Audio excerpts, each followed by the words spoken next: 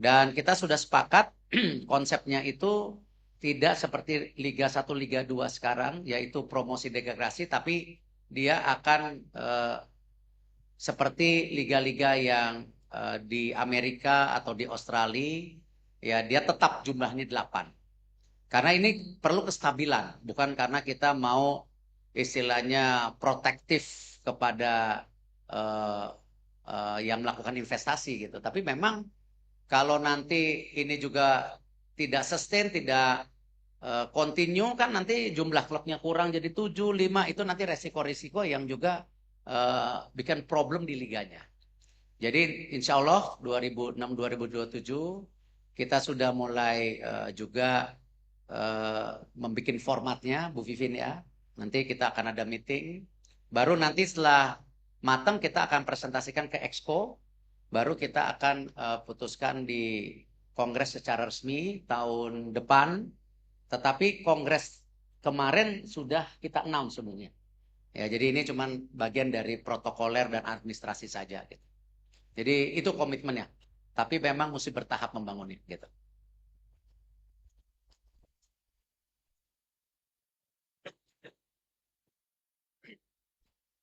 Selamat siang, Pak Erik, Bu Vivin.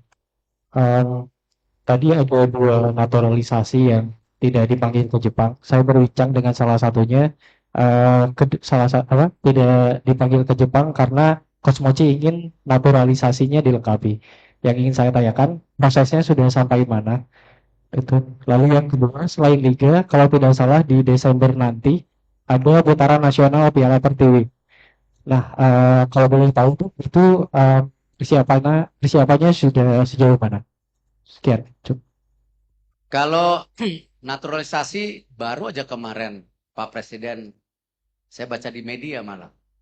Pak Presiden sudah tanda tangan yang Mesilger dan Eliano, sehingga sudah resmi tinggal mengangkat sumpah minggu depan. Nah, tentu dengan transisi pemerintah, kami akan mengupayakan untuk yang putri, karena memang toh kejuaraan Asianya masih tahun depan. U17 dunia pun masih bukan tahun ini. Lalu U20 pun masih tahun depannya lagi. Maka nanti naturalisasi yang lain akan berkelanjutan setelah itu. Jadi putri mungkin ada 2 atau 3 ya. Ya, 2 atau 3 dan sama. Jangan pertanyakan komitmen mereka mengenai merah putih ya. Mereka datang sendiri, orang tuanya juga bertemu ya secara transparan. Dan tentu nanti di U17 mungkin ada 1, lalu di U20 mungkin ada 3 kalau tidak salah. Nah, ini yang kita akan untuk berikutnya. Dan kami tetap tadi sama membangun program jangka pendek, menengah, dan panjang seperti tadi. Yang putri itu ya non-stop ini.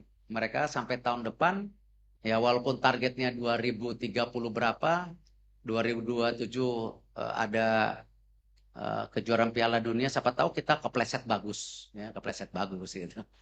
Ya, namanya juga berharap gitu. Ya, ini yang kita, dan saya minggu depan menerima secara resmi kedatangan Asosiasi Sepak Bola Belanda yang akan menandatangani kerjasama dengan kami untuk progres kerjasama timnas jangka panjang, di mana setiap tahunnya ada pertandingan antara kita dengan tim nasional Belanda, baik di sesi yang putri tadi disampaikan, ataupun yang junior tahun depan, bahkan tim senior putranya akan hadir di Indonesia pada saat slot yang tepat, karena ini kan lagi masih kualifikasi Piala Dunia ya, mereka kita masih itu kita kan jangka panjang, dan sama kita mencari kepelatihan dari mereka untuk membantu juga mentraining seluruh ya sistem yang ada di daerah-daerah untuk pelatih yang sebenarnya PSSI dulu pernah dengan Jerman sebelumnya. Nah, kita coba lakukan karena jumlah pelatih kita sangat kurang. 1.000 berapa jumlahnya? Hah? 12.000 ya, dibandingkan Jepang yang jumlahnya 76.000 lebih. Jadi masa negara jauh lebih besar pelatihnya. Ya, ini kita harus dorong hal seperti ini supaya standar kepelatihan bisa sama. Yang belum dijawab apa? Pertiwi. Piala Pertiwi, Ya, Bu. saya bantu jawab. Pertanyaan yang bagus tentang Piala Pertiwi. Mungkin sebagian dari teman-teman media sudah melihat edaran yang disampaikan dari Sekjen PSSI ke Asosiasi Provinsi PSSI. Bahwa selain Piala Suratin mandatori, sebetulnya ada yang paling bawah itu Piala Pertiwi Senior. Sebetulnya itu adalah program mandatori. Tapi kami menyadari bahwa setiap provinsi belum tentu punya talenta yang cukup untuk menggelar. Jadi kita serahkan kembali ke Asosiasi Provinsi untuk bisa membantu menggelar dan melakukan talent scouting. Tapi PSSI Pusat menyelenggarakan untuk nasionalnya itu di Desember. Dan memang belum diketok palu oleh Pak Ketum dan juga belum dibicarakan secara resmi di tingkat Exco, tapi ada wacana bahwa di tingkat nasionalnya kita akan adakan di IKN ya Pak ya. Kita adakan di IKN. Baik tingkat nasional untuk Pertiwi maupun mungkin yang Suratin. Jadi itu nah. Komitmen PSSI tidak perlu diragukan. Kami benar-benar serius mulai dari ketua umum, wakil ketua umum, sekjen, seluruh exco, ketua BTN. Di sini ada Mas Gali sebagai manajer bahwa kita benar-benar ingin membangun sepak bola putri secara profesional dan berkesinambungan. Kita belajar dari Australia. Kemarin kami menerima Federasi Australia waktu friendly match waktu pertandingan qualifier dengan Indonesia kemarin, ada sesi dari Federasi Australia datang ke PSSI. Mereka menyampaikan keinginan kuat untuk bekerja sama di dalam sepak bola, di bidang sepak bola wanita dengan PSSI, dan disampaikan testimoni yang luar biasa. Sejak Australia hosting Piala Dunia di tahun 2023, peningkatan sekolah sepak bola putri di seluruh negara di dalam Australia, di seluruh provinsinya itu mengalami peningkatan lebih dari 30%.